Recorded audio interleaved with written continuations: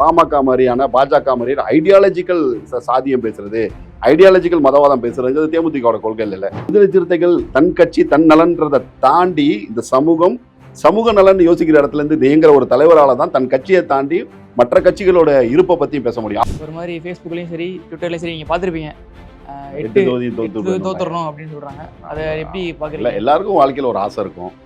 நம்ம நல்லா இருக்கணும் ஒரு ஆசை, நம்ம வளரணும், நம்ம நல்லா இருக்கணும், நம்ம நல்லபடியாக வாழ்க்கையில் ஒரு ஆசை.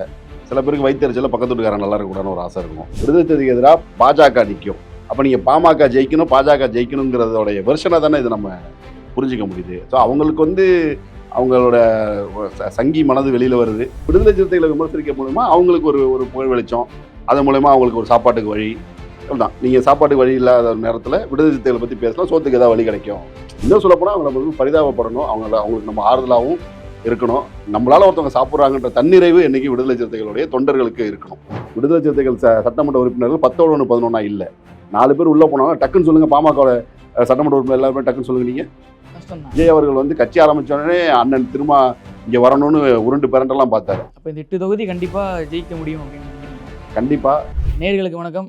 தேர்தல் நெருங்கிருச்சு. எல்லாருமே தங்களோட தொகுதியை பிரிச்சுக்கிட்டாங்க. பிசிகாவுக்கும் அவங்களுக்கான தொகுதி ஒரு 8 தொகுதி ஒதுக்கியிருக்காங்க. அதில் ஒரு சில சலசலப்புகள் ஏற்பட்டுருக்கு. இப்போ அது குறித்து தான் இப்போ நம்ம கொஞ்சம் பேச போகிறோம். நம்ம கூட முதல்வனா இருக்காரு. வணக்கம்ண்ணா. எப்படி இருக்க? நல்லா இருக்கேன். நீங்கள் எப்படி இருக்கீங்க? எப்போதும் போல சிறப்பாக இருக்கீங்களா? சிறப்பா. ஓகே. இப்போ விசிகாவுக்கு 8 தொகுதிகள் திமுக கூட்டிலேருந்து ஒதுக்கியிருக்காங்க. இதனால சில சலசலப்புகள் ஏற்பட்டிருக்கு. முக்கியமாக ஒரு ப்ளூ கலர் பேனா வச்சு எழுதக்கூடியவங்க, ஸ்டாலின் மாதிரி அலரன்ஸ் பண்ணுறவர்கள் ஒரு மாதிரி ஃபேஸ்புக்லேயும் சரி ட்விட்டர்லேயும் சரி நீங்கள் பார்த்துருப்பீங்க, 8 தொகுதி தோத்துறணும் அப்படின்னு சொல்கிறாங்க. அதை எப்படி பார்க்குறீங்க? எல்லாருக்கும் வாழ்க்கையில் ஒரு ஆசை இருக்கும். நம்ம நல்லா இருக்கணும் ஒரு ஆசை, நம்ம வளரணும், நம்ம நல்லா இருக்கணும், நம்ம நல்லபடியாக வாழ்க்கையில் ஒரு ஆசை. சில பேருக்கு வயிற்றுச்சல பக்கத்து வீட்டுக்காரன் நல்லா இருக்கக்கூடாதுன்னு ஒரு ஆசை இருக்கும். இந்த ஆசைகள் வேறு வரும். அதுமாரி அவங்களுக்கு ஏதோ ஒரு ஆசை இருக்குது. ஆனால் அவங்க 8 தொகுதியில் தோக்கணும் அப்படின்னு சொன்னதெல்லாம் பிரச்சனை இல்லை, ஓகே. ஆனால் யார் ஜெயிக்கணும்னு அவங்க விருப்பப்படுறாங்கன்னு ஒரு கேள்வி இருக்குல்ல. விடுதலை சிறுத்தைகள் தோக்கணும் சரி, ஆனால் யார் ஜெயிக்கணும்? நீங்கள் அந்த இடத்துல இருந்து தான் அவங்களோட நோக்கத்தை நம்ம புரிஞ்சுக்கணும். இப்போ விடுதலை சிறுத்தைகள் கட்சி விளிம்பு நிலை மக்களுக்காக ஒரு இயக்கம், போராடிட்டு இயக்கம். அந்த இயக்கத்தின் மேலே விமர்சனங்கள் இருக்கலாம். இன்னும் சொல்லப்போனால் விடுதலை சிறுத்தைகள் கட்சியுடைய தலைமை அப்படிங்கிறது எல்லா விமர்சனங்களும் காது கொடுத்து கேட்குற ஒரு இடத்துல இருக்கிறவங்க. உங்களுக்கு ஒரு ஒப்பீனியன் இருக்குன்னு நம்ம சொல்லலாம். அது கன்ஸ்ட்ரக்டிவாக இருந்தால் எடுத்துக்கிற இடத்துல இருக்கிற ஒரு இயக்கம் தான். நீங்கள் அணுக முடியாத இடத்துலையோ ஒரு பெரிய மதில் சுக்கருக்கு பின்னாடியே ஒளிஞ்சிட்டு இருக்கிற இயக்கம் தலைமையெல்லாம் கிடையாது. அப்போது உங்கள் குறைகளை தலைமையிட்ட சொல்லலாம், நிறைகளை பாராட்டலாம், இதை செஞ்சுருக்கலாம்னு சொல்லலாம், இதை செய்யாமல் விட்டுட்டீங்கன்னு சுட்டி காட்டலாம், இதை நீங்கள் சரி பண்ணிக்கணும்னு சொல்லலாம். அதெல்லாமே சரிதான். ஆனால் எடுத்தோடனே 8 தொகுதி நீங்கள் தோக்கணும். அப்போ 8 தொகுதியில் விடுதலை சிறுத்தைகளுக்கு எதிராக பாமக நிற்க போகுது, விடுதலை சிறுத்தைக்கு எதிராக பாஜக நிற்கும். அப்போ நீங்கள் பாமக ஜெயிக்கணும், பாஜக ஜெயிக்கணுங்கிறதோடைய வெர்ஷனை தானே இது நம்ம புரிஞ்சிக்க முடியுது. ஸோ அவங்களுக்கு அவங்களோட சங்கி மனது வெளியில் வருது. அவங்க பாஜக வெற்றி பண்ண ஆசைப்படுறாங்க, பாமக வெற்றி பண்ண ஆசைப்படுறாங்க. அவங்க என்ன நிறைவேறணுமா வராதாங்கிறத மக்கள் தீர்மானிக்க போகிறாங்க. அதை நம்ம பெருசாலாம் கண்டுக்க கூடாது, அவ்வளோதான். ஆனால் அவங்க தொடர்ந்து விசிகா மேலே மட்டும்தான் டார்கெட் பண்ணிட்டே இருக்காங்களே, அதை நம்ம எப்படி புரிஞ்சுக்கலாம்? இல்லை, அதுதான் எப்போதும் ஒன்று இருக்குது. ஒன்று ஒரு ஒரு லைம்லைட், புகழ் வெளிச்சத்துக்கு வரதுக்கு 2 விஷயம் பண்ணணும். ஒன்று, வாழ்க்கையில் நம்ம கஷ்டப்பட்டு முன்னேறணும். ஒரு படித்து ஒரு நல்ல வேலைக்கு போகிறதோ, ஒரு தொழிலதிபராக வரதோ, ஒரு அரசியலில் வரதோ, அப்படி ஒன்று இருக்கும். அது ஒரு சமூகத்தில் ஒரு புகழ் வெளிச்சத்தில் வருது. இன்னொன்று, யார் புகழ் வெளிச்சத்தில் இருக்காங்களோ அவங்கள பற்றியே தொடர்ந்து பேசுறது, அதன் மூலயமா புகழ் வெளிச்சத்துக்கு வருது. அக்கா 2வது கேட்டகரி. அந்த மாதிரி தான் இவங்கன்னா விடுதலை சிறுத்தைகளை விமர்சிக்க மூலமா அவங்களுக்கு ஒரு புகழ் வெளிச்சம், அதன் மூலயமா அவங்களுக்கு ஒரு சாப்பாட்டுக்கு வழி தான். நீங்கள் சாப்பாட்டுக்கு வழி இல்லாத நேரத்தில் விடுதலை சிறுத்தைகளை பற்றி பேசலாம், சோத்துக்கு ஏதாவது வழி கிடைக்கும், அதுக்காக பேசுறது. நீங்கள் அதை நம்ம அவ்வளோ சீரியஸாக ஒரு அட்டென்ஷன் கொடுக்கணுமான்னு பார்த்தீங்கன்னா ஒன்றும் இல்லை. அவங்க ஏதோ பாவம், அவங்க பசி தீருது, அவங்க பசிக்காக அதை பேசிகிட்டு இருக்காங்க. அந்த அளவுக்கு தான் அவங்கள புரிஞ்சுக்கணும். இன்னும் சொல்லப்போனால் அவங்கள பரிதாபப்படணும், அவங்களுக்கு நம்ம ஆறுதலாகவும் இருக்கணும். நம்மளால ஒருத்தவங்க சாப்பிட்றாங்கன்ற தன்னிறைவு என்னைக்கு விடுதலை சிறுத்தைகளுடைய தொண்டர்களுக்கு இருக்கணும், அவ்வளோதான். அதை தாண்டி அது ஒன்றும் பெருசாக பேசுறதுக்கு ஒன்றும் இல்லை. ஓகேண்ணா. ஆனால் அதே மாதிரி இப்போ 8 தொகுதியில் தோக்குறோம் அப்படின்னு சொல்கிற மாதிரி ஒரு 2 தொகுதிகளில் போட்டுட்டு இப்போ இந்த புது தொகுதிகளை போட்டு இதில் யாராவது தலித்து நிப்பாட்ட முடியுமா விசிகானால அப்படின்ற ஒரு கொஸ்டின். இப்போ 8 தொகுதி விடுதலை சிறுத்தைகளுக்கு கொடுக்கப்படும். அதில் தனி தொகுதி 6, 2 பொது தொகுதி. அதாவது ஏதாவது பேசணும், விதண்டாவாதம் பண்ணணும்னு இருக்குது. இப்போ என்ன சொல்லுவாங்க, பொது தொகுதியில் விடுதலை சிறுத்தைகள் நிற்குமானு பேசிட்டு இருப்பாங்க. அதாவது இதை போன மாதம் வரைக்கும் பேசுவான், ஆனால் அவனுக்கு அந்த அறிவே இருக்காது. 2021 ஜெயிச்ச 2 தொகுதி பொது தொகுதி தான். அதில் குறிப்பாக திருப்பூரில் வன்னியர் சமூகத்தை சார்ந்த அண்ணன் எஸ் பாலாஜியும், நாகப்பட்டினத்தில் அண்ணன் 4 ஷானவாசும் அவங்க ஜெயிச்சாங்கன்றதை அந்த அறிவு எல்லாமே போன மாதம் வரைக்கும் பேசுவான். இப்போ இப்படி ஒன்று வருவானுங்க அவனுங்க. அதாவது பட்டியல் சமூக மக்களுக்கான ஒரு ப்ரிவிலேஜ், அவ்வளோதான். அதை வந்து அவர்களுக்கான உரிமை முன்னுரிமைக்காக தனி தொகுதிகள் இருக்குது. அதை தாண்டி விடுதலை சிறுத்தைகள் பொது தொகுதியில் நிற்க முடியுமான்னு ஒரு கேள்வி இருக்குல்ல. பொது தொகுதியில் நிற்க முடியுமாங்கிறத ப்ரூவ் பண்ண திரும்ப நம்ம ப்ரூவ் பண்ண போகிறோம். அப்போ நம்ம இங்கே இருக்கிற விடுதலை சிறுத்தைகள் வந்து கிட்டத்தட்ட எல்லா சமூக மக்களும் ஒன்று விடுதலை சிறுத்தை இருக்காங்க. அவங்களுக்கு எல்லாத்துக்கான ரெப்ரசன்டேஷனாக நம்ம கொடுக்கணும். அப்போ இயல்பாகவே பொது தொகுதி 2 தான் இருக்கும்போது அங்கே வந்து ஒரு பட்டியல் சமூகத்தை நிறுத்தும் பொழுது வேற ஒரு சமூகத்துக்கான வாய்ப்பு கொடுக்க முடியாமல் போயிடும். அதெல்லாம் அவங்க ஏதாவது சொல்கிறேன்னா ஏதாவது ஒன்று பேசணும். ஏன்னா இது அனைவருக்குமான கட்சியா இருக்கிற போது எல்லாருக்கும் அதிகாரத்தை பகிர்ந்தளிக்கணும்னு நினைக்கிறாரு இல்லையா? ஆமாம், கண்டிப்பாக. நீங்கள் 2 தொகுதி தான் இருக்குது. 2 தொகுதியை வந்து பொது தொகுதி வருது. அந்த 2 தொகுதியில் போன தடவை இப்போ 2021 பார்த்தீங்கன்னா 2 பொது தொகுதியில் ஒரு இஸ்லாமியருக்கு ரெப்ரஸன்டேஷன் அங்கே கொடுத்தாச்சு. ஒரு இடத்துல வந்து வன்னியசம் நான் தலித். இப்போ அங்கேயும் நாங்கள் ஒரு தலித்தை நிப்பாட்டுறோம் அப்படின்னா நான் தலித் ரெப்ரஸன்டேஷன். இன்னைக்கு தலித் அல்லாதவர்கள் கட்சியில் வந்து நிறைய ஆளுமைகள் உருவாயிருக்காங்கல்ல, அவர்கள் ஆமா. ஸோ உங்களுக்கு அவர்களுக்கான ஒரு வாய்ப்பை நம்ம கொடுக்கணுங்கிறது. அப்போ அது இருக்கிறது அந்த 2 தொகுதி தான் பயன்படுத்துகிற வாய்ப்பு தான். ஸோ அதை நம்ம அப்படி தான் பண்ண முடியும். நாளைக்கு விடுதலை சிறுத்தைகள் 234 தொகுதிகள் நிற்கிற அளவுக்கான வாய்ப்புகள் வரும்போது இவங்க கேட்குற எல்லா காம்பினேஷனும் இவங்க நினைக்காத தாண்டி முன்னுரிமை கொடுத்து எழுச்சி தமிழர்களை செய்ய தான் போறாரு. சும்மா இவங்க ஏதாவது ஜாலியாக பேசிட்டு இருப்பாங்க. அதே இப்போ நம்ம அதே இடத்துல வந்து என்னன்னா, இப்போ 8 தொகுதிகள் தான் கொடுத்துருக்காங்க. ஆனா எங்களுக்கு 18 தொகுதிகள் கொடுத்துருக்காங்க தெரியுமா அப்படின்னு பாமக ஒரு சைட்ல இருந்து வராங்க. நாம் தமிழர் 234 தொகுதியில் நிற்கிறாங்க. சரி, எத்தனை தொகுதியில் நிற்கிறோங்கிறது மட்டும் இல்லைல்ல. இன்னைக்கு ஒரு தொகுதி நிற்கிறோம், ஸ்ட்ரைக் ரேட் இருக்கு. 2021 நம்மளோட அதிக இடம் தான் விடுதலை சிறுத்தைகளோட பாமக அதிகாரத்தில் நின்னாங்க. மக்களோட ஆதரவை பெற்று சட்டமன்றத்துக்கு போனது எத்தனை பேர், ஸ்ட்ரைக் ரேட் என்னன்னு பார்க்க வேண்டியது இருக்கு. எப்போதும் எழுச்சி தமிழர் சொல்லுவாங்க, கொஞ்சம் கொஞ்சமாக வளர்ந்தாலும் ரொம்ப ஆழமாக வளர ஒரு இயக்கம் விடுதலை சிறுத்தைகள்னு. கிட்டத்தட்ட நீங்கள் பார்த்தீங்கன்னா இப்போ நம்ம 8 வாங்குறோமா, 10 வாங்குறோமா, 15 வாங்குறோமா இல்லை, எத்தனை தொகுதிகளில் வெற்றி பெற்று எத்தனை சட்டமன்ற உறுப்பினர் போகிறோம். இதுக்கு முன்னாடி மக்கள் நல கூட்டணியில் கிட்டத்தட்ட 25 தொகுதியில் நின்னோம். நம்ம வெற்றி பெற வாய்ப்பு இல்லை. அப்போ வெற்றி பெற கூட்டணியில் அந்த கூட்டணிக்கு இணக்கமாக அந்த கூட்டணியோடைய அந்த அந்த கெமிஸ்ட்ரி கலையாமல் ஒரு தொகுதி எண்ணிக்கை பெறுறது ரொம்ப முக்கியம். அப்போ அதை அச்சீவ் பண்ணோம். 2021 அதை அச்சீவ் பண்ணோம். 2019 அதை அச்சீவ் பண்ணோம். அதனால 2 நாடாளுமன்ற உறுப்பினர்கள் இன்னைக்கு இருக்காங்க. கட்சி அங்கீகாரம் பெறுது. 2021 அதை அச்சீவ் பண்ணோம். 4 சட்டமன்ற உறுப்பினர்கள், 4 சட்டமன்ற உறுப்பினரோட பெர்ஃபார்மன்ஸ் இருக்குது.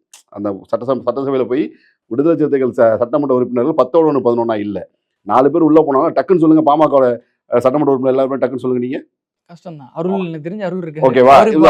என்னன்னா அவங்களோட பெர்ஃபார்மன்ஸ் என்னன்னு இருக்கு சட்டமன்றத்தில். அப்போ இப்போ இன்னைக்கு அடுத்தது 2024 அந்த கூட்டணி கெமிஸ்ட்ரி சரியா இருந்துச்சு. இன்னைக்கு 2 நாடாளுமன்ற உறுப்பினர்கள். இன்னைக்கு 26 அந்த திமுக கூட்டணி வந்து அந்த கட்டுக்கோப்பு கலையாம இருக்கிறதுக்கான ஒரு முக்கியமான காரணம் விடுதலை சிறுத்தைகள். ஆரம்பத்துல விடுதலை சிறுத்தை வெளில போயிடுவாங்க, இவங்க அங்க போயிடுவாங்க. டிவிக்கே விஜய் அவர்கள் வந்து கட்சி ஆரம்பிச்ச உடனே அண்ணன் திரும்ப இங்க வரணும்னு உருண்டு பிறண்டெல்லாம் பார்த்தாரு. அப்போ இந்த கூட்டணி தான் சரி. இன்றைக்கு சூழல்ல சனாதன சக்திகள்லேருந்து தமிழ்நாட்டுக்கு இந்த பாதிப்பு வருது. அப்போ இந்த கூட்டணியெல்லாம் இருக்கணும்னு முடிவு பண்ணி அந்த கூட்டணியிலேருந்து இடம் வாங்குறாங்க. அப்போ எல்லா கட்சிகளும் வருது. அங்கே காம்ப்ரமைஸ் இருக்கணும். அங்கே நிறைய காம்ப்ரமைஸ் இருக்கும். காம்ப்ரமைஸ் இல்லாமல் பொலிட்டிக்கலில் இந்த இடத்துல வர முடியாது. விடுதலை சிறுத்தைகள் மாதிரியான ஒரு இயக்கம் இந்த இடத்துக்கு வர்றது உண்மையிலுமே இப்போ சமீபத்தில் ஒரு நேர்காணல் ஒரு முகநூல் நேரலையில் திருமாவர்களே சொல்லியிருப்பாங்க, இதெல்லாமே தெரிஞ்சு தான் நான் அந்த முடிவு எடுக்கிறேன். முகநூலில் பேசிகிட்டு இருக்கிறவங்க, வாட்ஸ்அப்பில் வதந்தி பரப்புற குரூப்பை விட தலைவர் திருமாவர்களுக்கு எல்லாமே தெரியும். ஆனால் இந்த நேரத்தில் இந்த சூழலில் அரசியலில் முக்கியமானது எந்த நேரத்தில் எந்த முடிவு எடுக்கிறோன்னு, அப்படி சரியான நேரத்தில் சரியான முடிவுகள், தொகுதி எண்ணிக்கையாக இருக்கட்டும், கூட்டணியாக இருக்கட்டும், அதை சரியாக எடுத்ததுனால தான் இன்றைக்கி விடுதலை சிறுத்தைகள் கட்சி மாநில கட்சின்னு ஒரு அங்கீகாரம் பெற்ற கட்சியாக இருக்குது. இன்றைக்கு 2 நாடாளுமன்ற உறுப்பினர், 4 சட்டமன்ற உறுப்பினர், ஒரு துணை மேயர், இப்படி நிறைய அரசு அதிகார பதவிகளில் இன்றைக்கி மக்களுக்கான ரெப்ரசன்டேஷன். அதை தாண்டி ஒரு பட்டியல் சமூக மக்களுக்கான ஒரு அரசியல் அதிகாரம், அனைத்து சமூக மக்களுக்காக பேசக்கூடிய குரல் கொடுக்க இடத்துல அதிகார இடத்துல போய் நிற்கிறது. இப்படி எல்லாத்தையும் அச்சீவ் பண்ணதுக்கு காரணம் அவருடைய மெச்சூரான ஒரு அணுகுமுறை தான். ஸோ அப்படி பார்த்தீங்கன்னா தொடர்ந்து விடுதலை சிறுத்தைகளுக்கு சக்ஸஸ் தான்.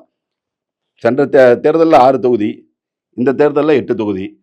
2004 இதயத்தில் மட்டுமே இடம் கொடுத்த திமுக கூட்டணியில் இன்னைக்கு 2 எம்பி தொகுதி. அப்படி பார்த்தா விடுதலை சிறுத்தைகளுடைய தேர்தல் பாதைங்கிறது ஒரு சக்ஸஸ் பாதை தானே. இல்லை சரிதான். ஆனால் இப்போ என்னன்னா, போறீங்க சமரசம் பற்றி ஒன்று சொன்னீங்க.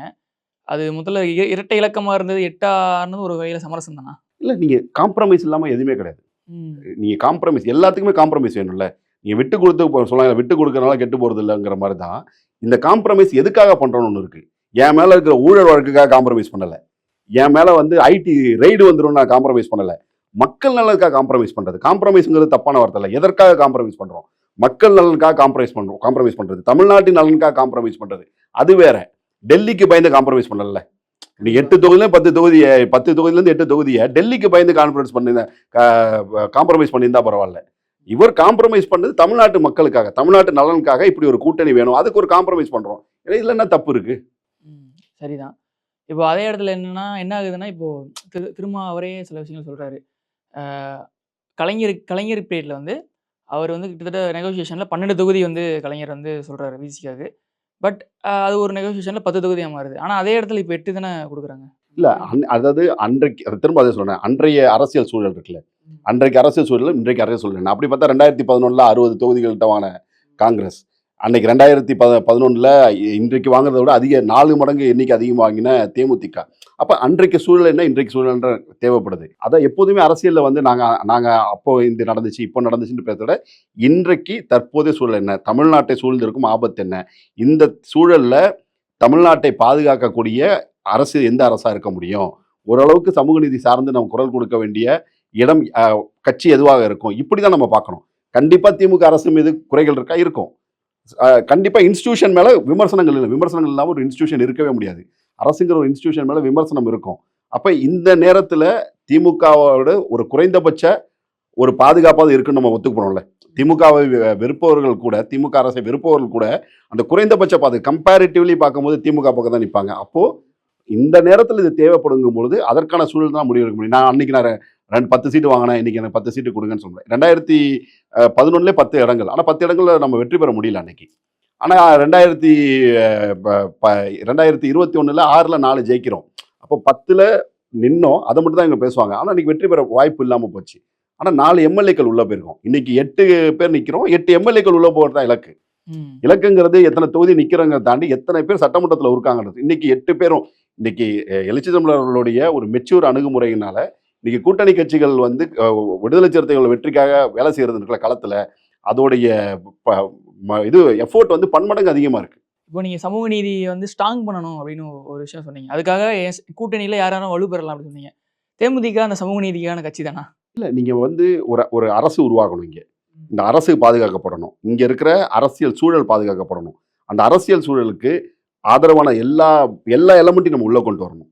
அப்படிதான் இதை நீங்க பார்க்கணுமே தவிர எல்லாத்தோடையும் சமூக நீதி அரசியல் அவங்க என்ன பேசுறாங்க அது மட்டுமே சீர்தூக்கி பார்க்க முடியாது. ஆனா தேமுதிக அவங்க அரசியல் காரணங்களுக்காக பாஜக கூட பயணப்பட்டிருக்கலாம். இன்றைக்கு அங்கேருந்து மாறி இந்த பக்கம் வராங்கன்ற போது அவர்கள் கேப்டன் விஜயகாந்த் அவர்களுடைய கொள்கை வந்து சாதியவாத கொள்கை கிடையாது, மதவாத கொள்கை கிடையாது.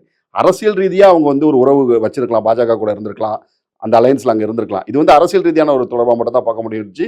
பாமக மாதிரியான பாஜக மாதிரியான ஐடியாலஜிக்கல் சாதியம் பேசுறது, ஐடியாலஜிக்கல் மதவாதம் பேசுறதுங்கிறது தேமுதிகவோட கொள்கை இல்லை.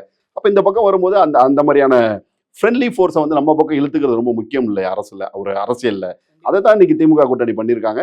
கண்டிப்பா திமுக கூட்டணிக்கு அது பெரிய அட்வான்டேஜ் ஆக போகுது. ஆனா அவங்களுக்கு வந்து அரசியலா எதிரியா அவங்க வந்து ரொம்ப நாள் திமுக தான் வச்சிருந்தாங்க. ஒரு 20 ஆண்டு காலம் திமுக கூட கூட்டணி இல்லை.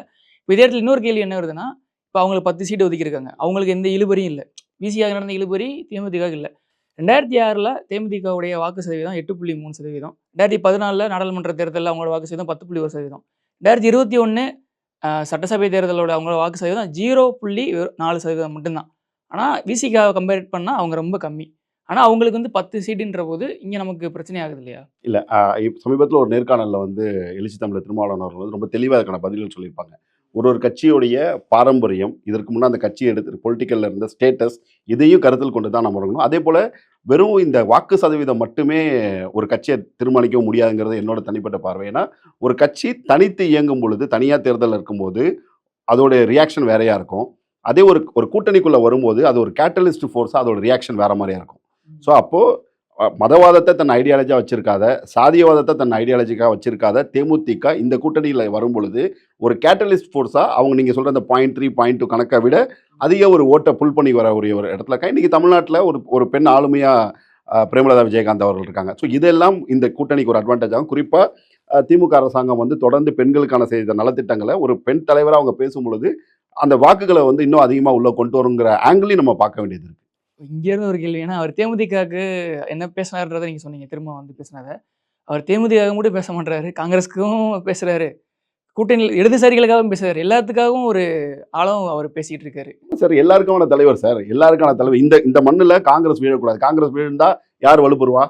பாஜக வலுப்பெறுவாங்க. இடதுசாரிகள் விழுந்தா யார் வலுப்பெறுவா? வலதுசாரிகள் வலுப்பெறுவாங்க. அப்ப விடுதலை சிறுத்தைகள் தன் கட்சி தன் நலன்றதை தாண்டி இந்த சமூக நலன் யோசிக்கிற இடத்துல இருந்து இயங்குற ஒரு தலைவரால தான் தன் கட்சியை தாண்டி மற்ற கட்சிகளோட இருப்பை பத்தியும் பேச முடியும். அவர் அதிமுக நல்லா இருக்கணும்னு பேசின ஒரு தலைவர். ரீசெண்டா பேசியிருந்தாங்க. அப்ப நீங்க எல்லாருக்குமான தலைவர், எல்லாத்தையும் தான் அவங்க சிந்திப்பாங்க. அதனாலதான் விடுதலை சிறுத்தைகள் வந்து இன்னைக்கு ஆழமா வேரூன்றி இருக்குன்னு நம்ம பார்க்க வேண்டியது இருக்கு. அப்ப இந்த 8 தொகுதி கண்டிப்பா ஜெயிக்க முடியும் அப்படின்னு நினைக்கிறீங்களா? கண்டிப்பா தொடர்ந்து விடுதலை சிறுத்தைகளுடைய வளர்ச்சி, மக்கள்கிட்ட விடுதலை சிறுத்தைகள் மேல இருக்கிற ஒரு மதிப்பீடு அப்படிங்கிறது பார்த்தீங்கன்னா, இது எல்லாருக்குமே தெரியும், வளர்ந்துகிட்டே வருது. அந்த இடத்துல இருந்து பார்க்கும்போது கூட்டணி கட்சிகள் இன்னும் சொல்ல போனா விடுதலை சிறுத்தைகளுக்கு தொகுதி கம்மியா கொடுத்துறாங்க, இன்னும் அதிகமாக கொடுக்கணும்னு எல்லாரும் பேசக்கூடிய இடத்துல இருக்கிற ஒரு கட்சியா இருக்கு.